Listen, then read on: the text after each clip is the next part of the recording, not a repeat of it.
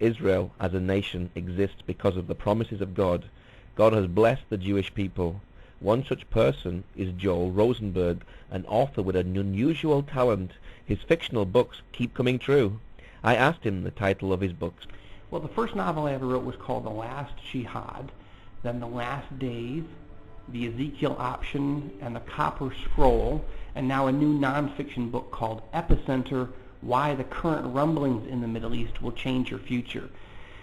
The first four are novels. They're fiction. They're political thrillers, and they've had a strange way of seeming to come true. The first one, The Last Jihad, the first page puts you inside the cockpit of a hijacked jet, hijacked by radical Islamic terrorists, coming in on a kamikaze attack mission into an American city. But I wrote that 9 months before September 11th, 2001, and as the plot of The Last Jihad unfolds, my fictional American president finds himself in a war with Saddam Hussein over terrorism and weapons of mass destruction.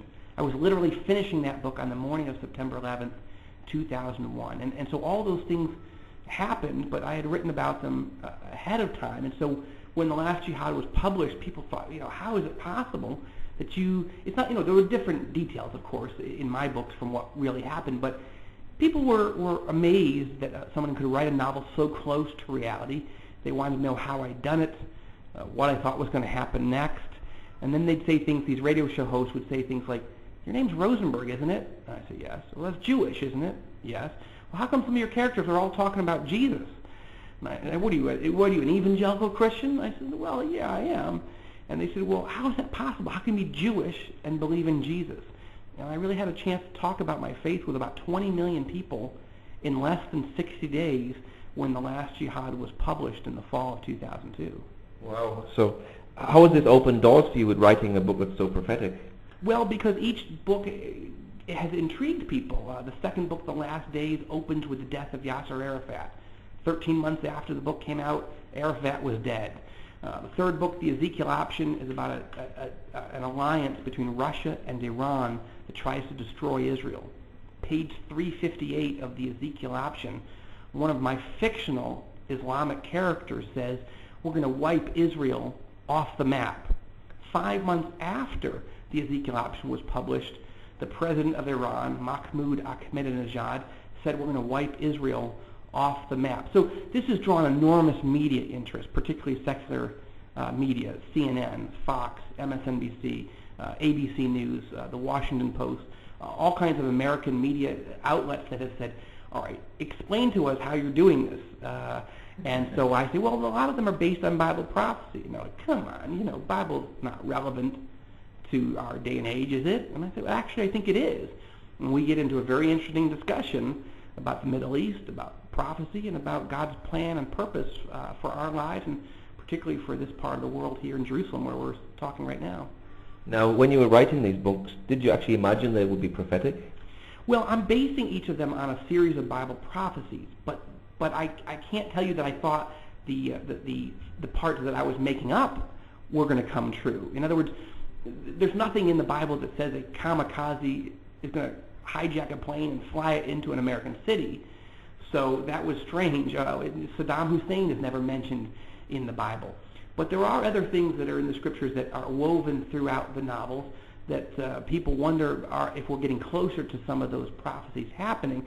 But I have to admit, I've been as amazed as many other people when some of the other elements in the books have come true. But I think God has used this to draw a lot of attention to these stories and given me an opportunity to talk about my faith and about why I believe the Bible is relevant to our lives. Mm. Now, are you working on the latest novel? I am. In January, actually, I begin the 5th in this series. It'll be called Dead Heat. It's about a presidential campaign, and the Republican, the Democrat, the polls are narrowing into a dead heat. The book will come out in early 2008, and there's also a North Korean element to that story, and a potential assassination plot against the candidates. It'll be fun to write.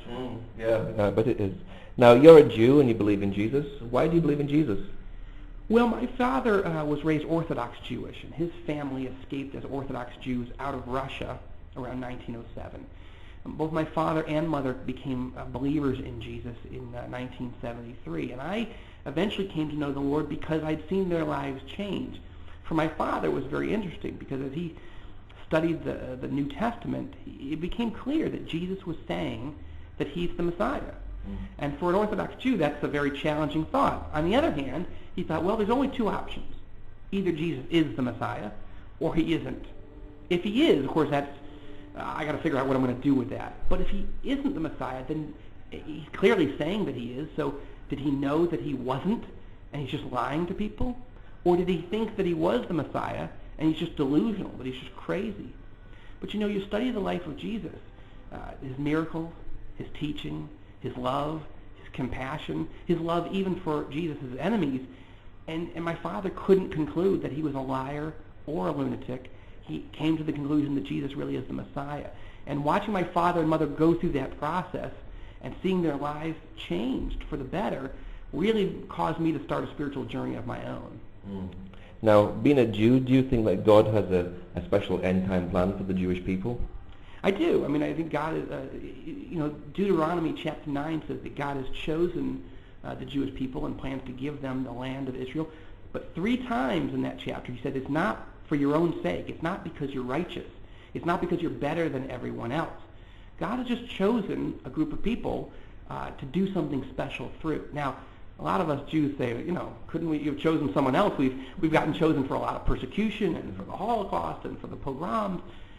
But the Bible came through the Jews, and the Messiah came through the Jews, and a lot of the great blessings of our world has come through the Jewish people. And I'm very grateful to the Lord that he has opened my heart and helped me understand that Jesus is in fact the Messiah. And I love to talk to people about that.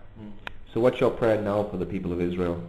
Well, Israel is at one of its most dangerous moments in its history. It's facing an annihilation threat from Iran, from Hezbollah, Hamas, Syria, and Russia is building a military alliance with Iran that's very dangerous. I write about it in Epicenter and in these other novels.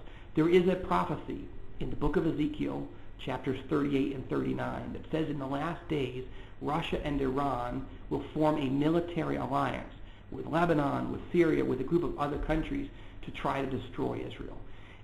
I can't tell you at this moment that prophecy is beginning to come true, but a lot of people are curious because Russia and Iran are forming a military alliance today for the first time in the 2,500 years since Ezekiel wrote the prophecy. So it's worth watching, and it's also worth realizing that we need to live our lives and to bless Israel as Christians, to defend Israel, to stand with Israel when much of the rest of the world doesn't really care that people are making murderous threats against them.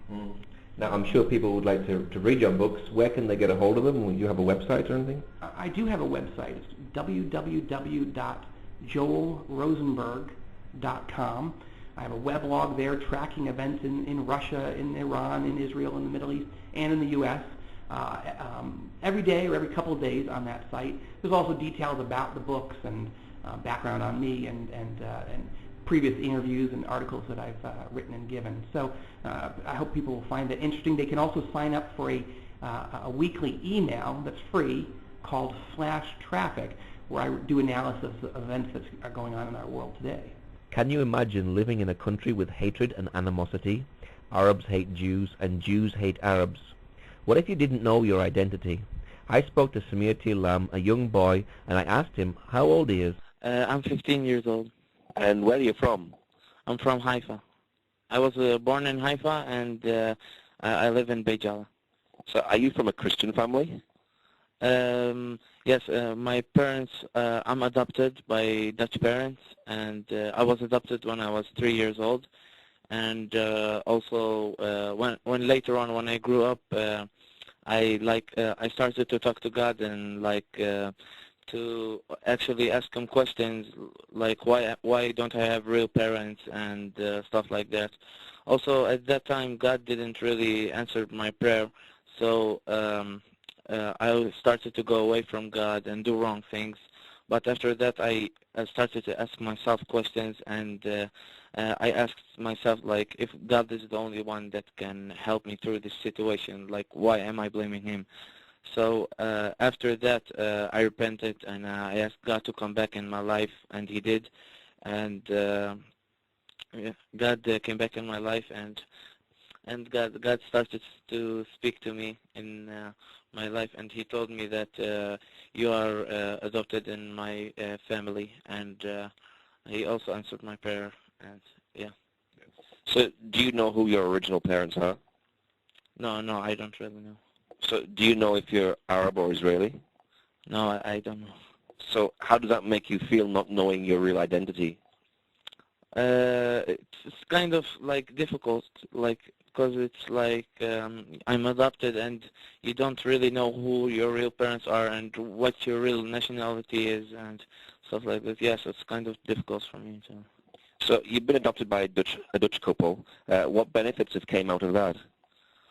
Well, it actually came very good benefits, because if I was a Palestinian, I would be like I can't come to Jerusalem because of when I would be 16, I wouldn't be able to travel through Israel.